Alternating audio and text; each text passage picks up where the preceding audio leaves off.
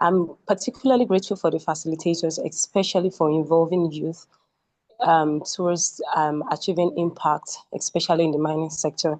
So my name is Dr. Adeyemi. I'm a veterinarian and the founder for Tab Health Foundation.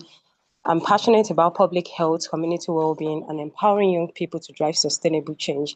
So today I will be exploring a topic that affects not just miners, but the entire communities. I mean community, particularly the community in which mining activity occur.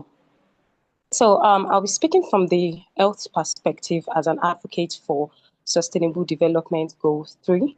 And basically, I must appreciate every speaker who has spoken here. They've given justice to the topic, and I would not want to dwell so much on definitions, and I'll just go straight to my section. So basically, I'll be talking on how improper artisanal mining can cause cancer.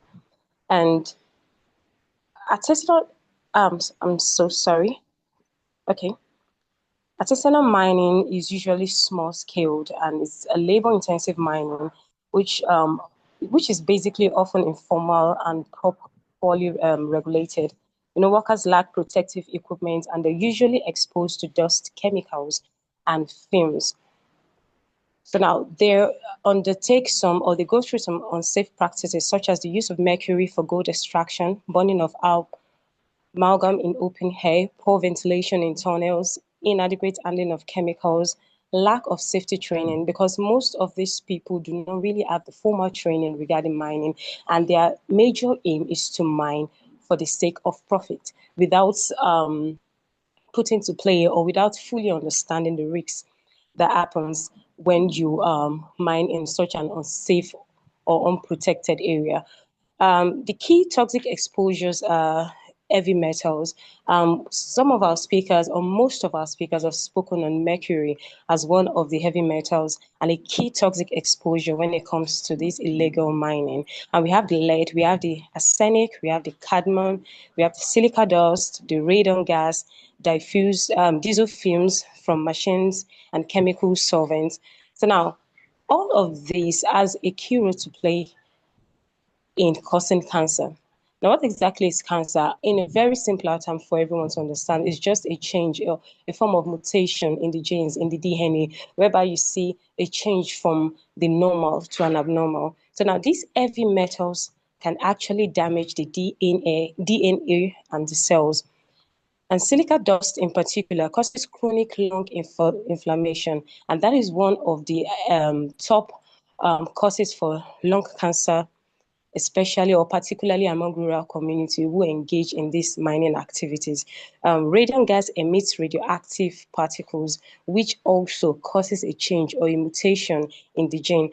Now, the problem with all of this is it's these pollutions or these environmental factors do not only affect people who are actively involved in illegal mining, it affects even the nearby communities and generally the community. We have climate action work everywhere where people are striving so hard to ensure that the climate is as stable as possible. But there are these activities that actually destroys our ecosystem, that actually play a role rather in causing environmental damage. So long-term inhalation of fumes causes throat cancer, like I said, throat, that's lung cancer and the skin cancers.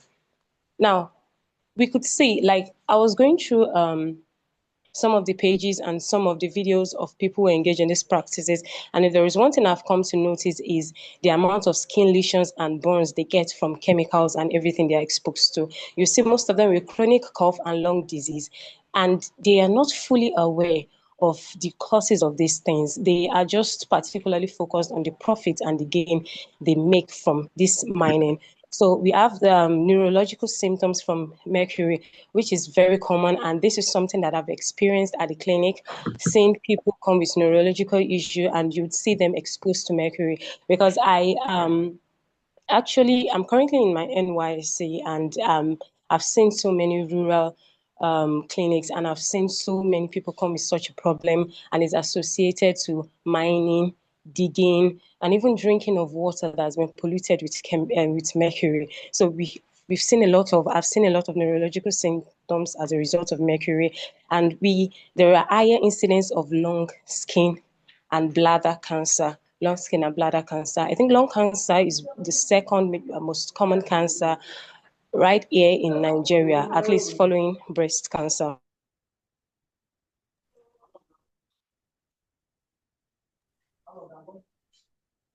No, sorry, can you still hear me? Yes, we can hear you. Go ahead. Oh, all right. Thank you. The network went off. Yeah. So we also have reproductive health problems, especially in the male. We have reproductive problems where we see a reduction in the amount of sperm cells in the, yes, so that drastically reduces the chances of raising or offspring or, yes, or giving birth. So the environmental impact we've seen contamination of water sources as a result of these chemicals and flow. Most of these miners just go there, like I said earlier, with the aim of making profit, irrespective of the method, irrespective of the erosion or the washing away of most of these chemicals into a large water body that serve the community. So we can say that fine, this thing doesn't come to us because we are in a clear zone, we are in the urban area, but there is rainfall, there is washing away of water into larger bodies that spread across through many villages, towns in the nation. So why these activities do not only affect those who are they are first-hand practicing this mining, it also affects the larger community. So we have polluted soil and crops. Now we could see a lot of barren lands. We could see all those things. And the interesting part is that most of these crops in which are affected by these chemicals have the ability, when consumed, to also affect those who do not even live around that area. So these activities occur in, like I said earlier, in rural communities. But when they harvest their crops, they bring it down to the urban community, the urban community, and we consume this food, we consume these chemicals. So all of these are basically ways to which we can get all those things, even though we are not directly practicing the act of mining. So we have bioaccumulation of toxins in food chain. And this is a major factor, and this is one of the areas in which I'm working on of recent. How this can ascend the food chain, such that when an animal consume it, and we as higher animals try to consume such food, we actually there is every likelihood that we get some of these toxins. And that's an area of research that I'm currently working on at the moment. Then we have community-wide exposure, like I said earlier, to a very large community. It doesn't have to be, it's not necessarily those who are at the forefront of this mining activity, but to everyone. So we have prevention strategies from these, and we have the use of proper PPE masks, that's the gloves, using it during the operation, avoiding open air burning. I think Mr. David already spoke a lot about this, and I won't want to dwell long on that because of the time that I have. So we can improve ventilation in tunnels, regulate air screening. But I would say that in all of this to capital, I strongly very interested and very passionate about policy recommendations, like the government's regulation of small-scale mining, monitoring of heavy metal exposure. Like our speaker will talk on the use of digital and technology basically to handle these things. Then we are phasing out mercury as much as possible and look for alternatives to use there. Then I also advocate for safer mining technologies. There are different technologies that have been proved on over the years and are particularly used in developing countries, or developed countries rather. And you see that the rate of cancer in the US dropped 2 years ago in the mining sector. And this is as a result of the newly developed technologies for mining. So I would want each and every one of us to actually advocate for safer mining technologies and have a government regulation of small scale farming, small-scale mining. So improper artisanal mining exposes workers to toxic substances that significantly increase cancer risks.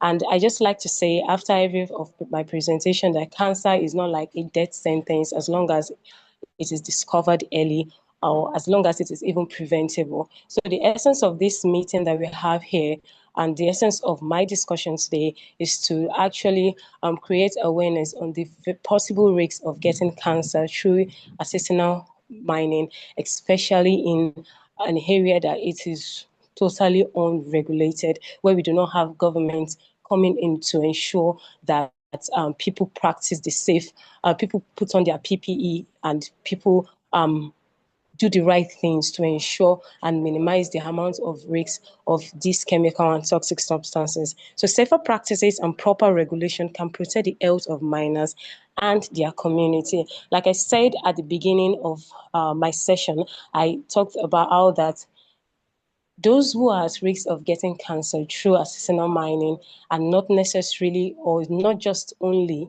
those who are at the forefront of this mining, but to every communities that are associated, that surrounds that community, and to every community in which these products are being sent to interstate, intercountry, and the like. So it is our duty, our responsibility to report the cases of illegal mining, to reach out to the government in order to provide safety equipment for this mining.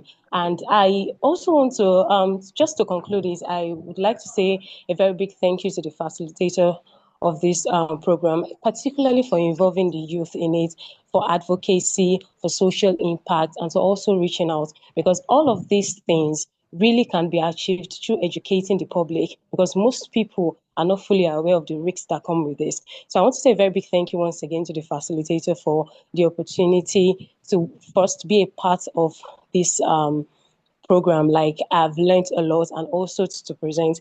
Thank you very much. And I've